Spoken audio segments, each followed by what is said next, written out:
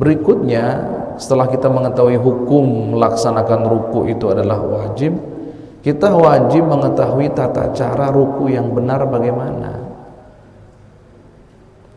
Nah, untuk mengetahui tata cara ruku yang benar itu, para ulama sudah mengumpulkan syarat-syarat ruku. Artinya jika syarat ini terpenuhi, maka rukunya benar. Tapi jika syarat ini tidak terpenuhi, berarti rukunya tidak benar. Syarat yang pertama, agar rukunya sah, agar rukunya dalam sholatnya benar. Syarat yang pertama, rukun-rukun yang sebelumnya harus sah terlebih dahulu.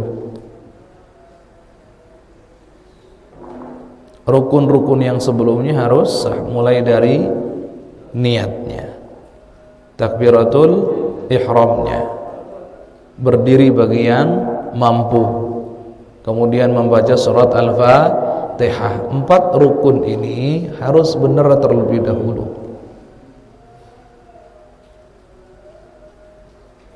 Barulah datang yang kelima, yaitu namanya ruku.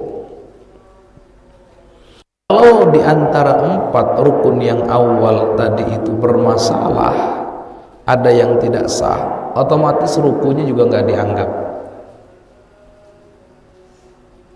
Otomatis rukunya tidak dianggap karena tidak sah.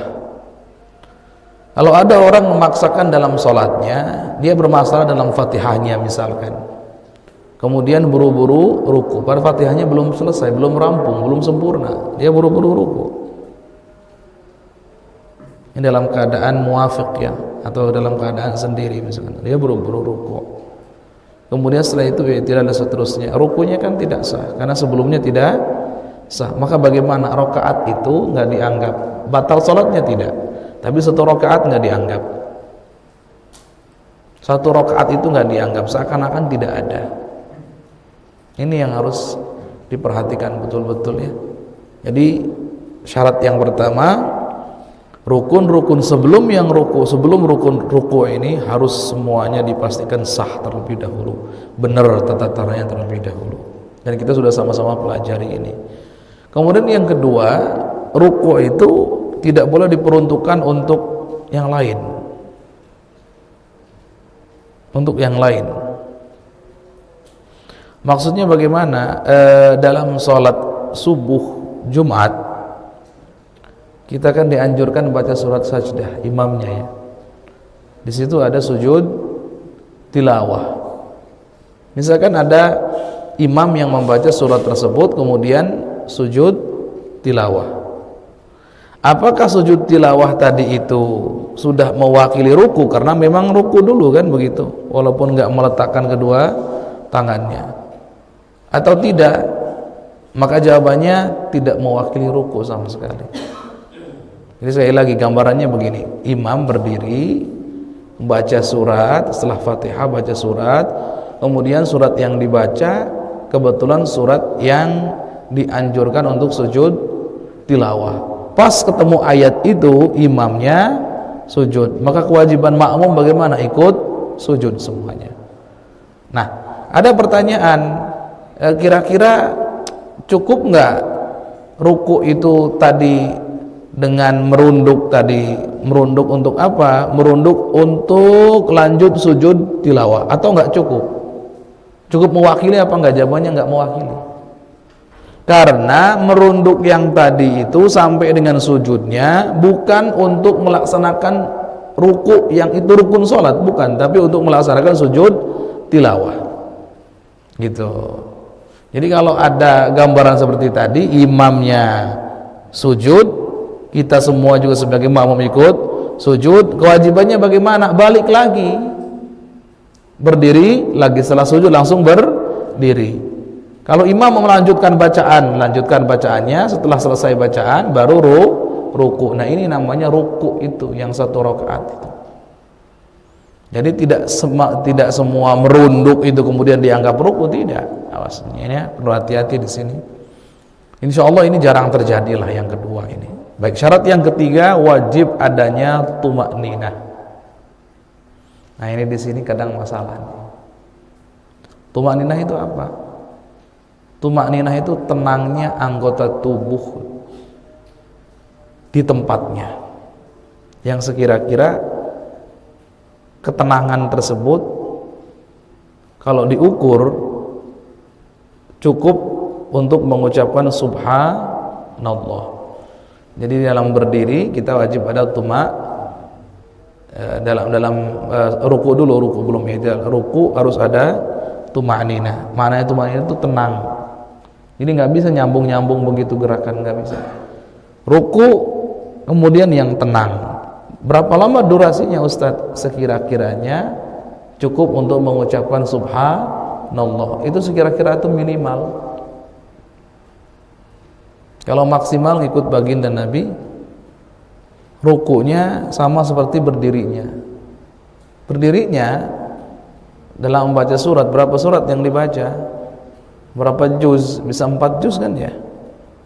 Al-Baqarah dibaca semua, Al-Imran dibaca semuanya, An-Nisa juga dibaca. Itu kan bisa kebayang. Rukunya juga mirip lamanya seperti berdirinya. Ini kan bahasa sempurnanya. Nah, tadi yang kami sebutkan subhanallah itu adalah batas minimalnya, nggak boleh lebih kurang dari itu, nggak boleh. Jadi kalau ada orang sholat kemudian ruku belum tumakninah sudah i'tidal, itu nggak dianggap rukunya, dicoret itu. Maka awas prakteknya biasanya dalam tarawih ya. Ini dalam sholat apapun ini. Dalam tarawih hati-hati ya. Allahu Akbar, Allahu Akbar, Allahu Akbar, Allahu Akbar. Hadza. Harus ada tumakninah. Harus ada namanya tumakninah. Tumakninah tadi artinya apa? Tenang. Tenang. Anggota tubuhnya tenang, berdiam. Sekira-kiranya durasinya cukup untuk mengucapkan subhanallah. Itu minimalnya. Dan kalau kita mau jujur ya, kita perhatikan ini tumakninah ini syarat yang sering ya dilanggar daripada syarat-syarat yang lainnya. Syarat yang keempat, tumakninahnya harus yakin, harus pasti. Tidak boleh tumakninahnya dikira-kira. Kira-kira saya sudah tumakninah, enggak, harus yakin. Yakin kan kita sudah tumakninah baru. Nah, kalau ada pertanyaan, kalau ada orang ragu tumakninah atau belum ya? Tumakninah atau enggak ya tadi pas ruku ya? Gimana itu? Enggak sah. Keraguan kita dalam melaksanakan tumakninah ketika sholat membatalkan rukun yang di situ ada tumakninah.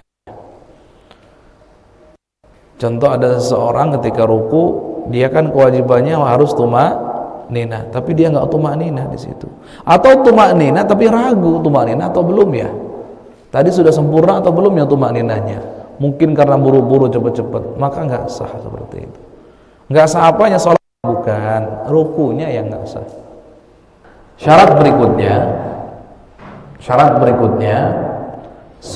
rukunya tidak boleh dilakukan dengan inkhinas. Kami jelaskan inkhinas itu apa? Inkhinas itu gini, ini tubuh manusia begini, ruku itu normalnya kan begini ya, begini normalnya kan, itu enggak. Jadi mohon maaf, pantatnya bagian belakangnya diturunkan begini, dadanya dimajukan, kepalanya diangkat. Ruku normalnya kepalanya ngarah kemana? Ke tempat sujud. Nah, ini kepalanya diangkat begini. Kemudian bagian belakangnya turun begitu, dadanya dibusungkan ke depan maju. Enggak boleh. Itu bukan ruku yang dimaksud. Ya, enggak boleh. Ruku normalnya kita lakukan ruku. Jangan kepalanya diangkat, walaupun di atasnya ada apapun ya, jangan begitu. Jangan gitu ya. Ya, masya Allah. Baik.